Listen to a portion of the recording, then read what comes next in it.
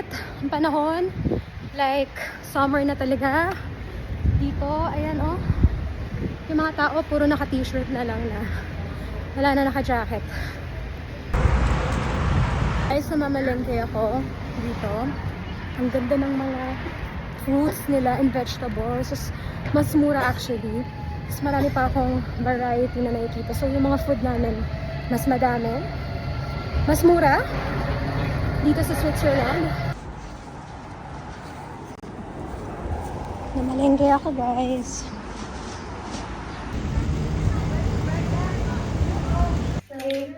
Hi guys! Nandito tayo ngayon sa kitchen dito sa Switzerland.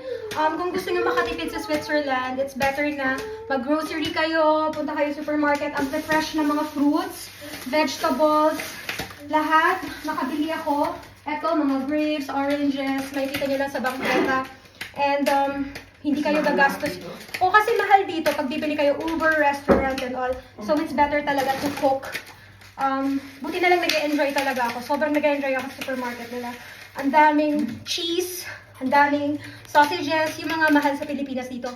Nakikita ko mas mura siya pag kino-compare ko. Like, yung mga prices ng sausages talaga nila. Naglaluto tayo dito asparagus. Kung sa Philippines, mahal ang olive oil dito. Mas affordable siya. Yan lang. Asparagus tapos siguro chicken na marinated na. Hinahita ako. Tapos, meron kaming konting quinoa. Ito, example, itong asparagus, nabili ko lang to for 1.50 CHF. So, i-convert nyo na lang yun to peso. And then, ba yun? Papapa-convert nyo.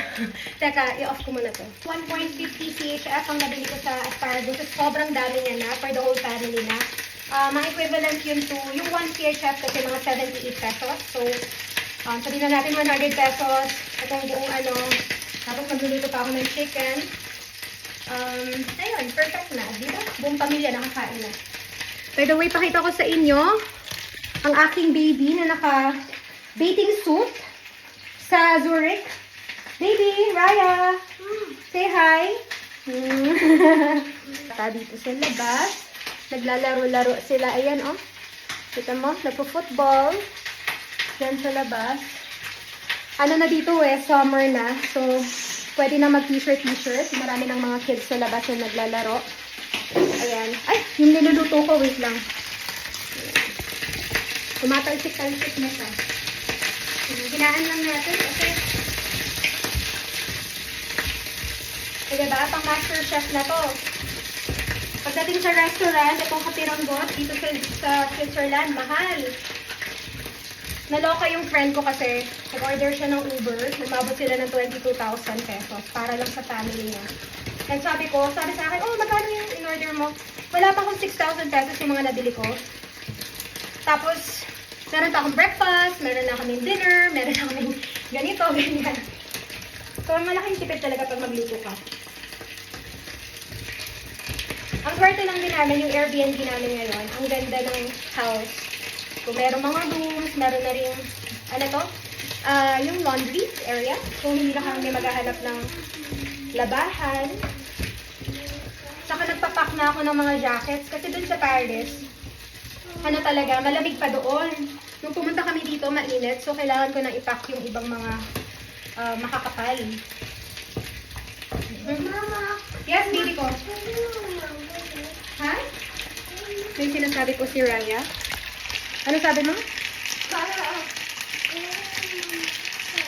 Dami niya pong hinikwento sa akin. Ang chicken, nabili ko dito is 7.40 CHF. Ang equivalent dito sa Pilipinas ay 500 pesos. So, eto, 500 plus yung 100, 600 pesos. Yun na yung meal namin ng family ko. Instead na lalabas ako, tapos yung isang meal is 40 CHF or 21 CHF or kapiranggot na salad. So, mahirap naman yun. Magkano yung gagastusin mo sa labas. So, it's better to eat muna bago lumabas dito sa Switzerland. And then, just bring light snacks, you know, yung sa mga biyahe-biyahe para mas maka-enjoy kami ng family ko. Ayan, nagluluto na ako ngayon ng grilled chicken. Ang ganda ng grilled chicken natin.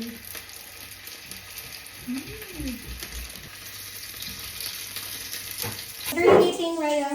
Grapes. Ay, sayang ang grapes, babe. Eat, mmm. Mmm. Wow, yummy. May nag-order na naman, ito dito, sausage. Yan. So, nagluluto tayo ngayon ng sausage. Okay. Done. Guys, yan. Ito na yung naluto ko for our lunch. Sobrang simple lang with fruits. Kasi meron pa ako nabiling malaking tawag dito. Pakwan. Yan.